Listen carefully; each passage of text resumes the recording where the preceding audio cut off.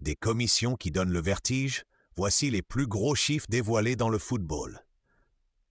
Selon la FIFA, en 2023, les clubs ont versé au total environ 853 millions de dollars à des agents lors des transferts internationaux.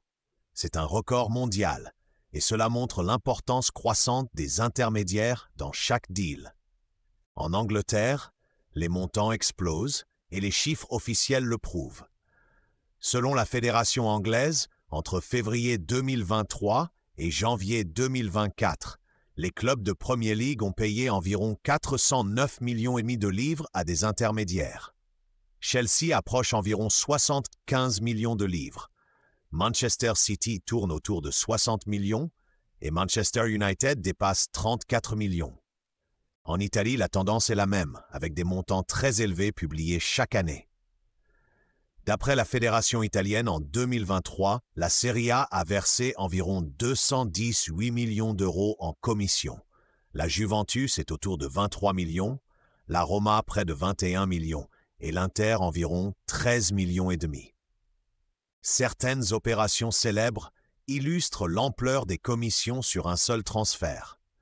Selon des documents rapportés par la BBC en 2017, Mino Raiola pouvait toucher jusqu'à 49 millions d'euros lors du transfert de Paul Pogba en 2016 et les comptes de la Juventus ont reconnu plus de 26 millions d'euros de frais liés à l'opération.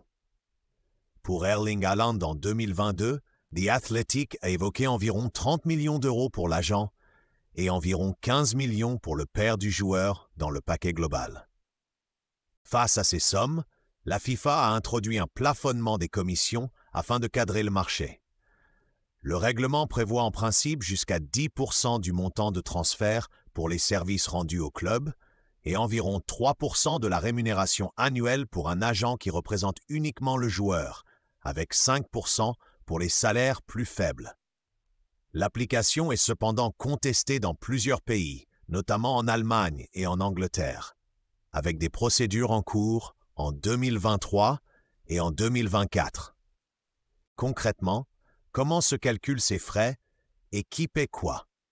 Un club peut payer un agent sur un pourcentage de l'indemnité de transfert et un joueur peut payer son propre agent sur un pourcentage de son salaire, par exemple 3%, ce qui représente 300 000 euros si le salaire annuel est de 10 millions d'euros.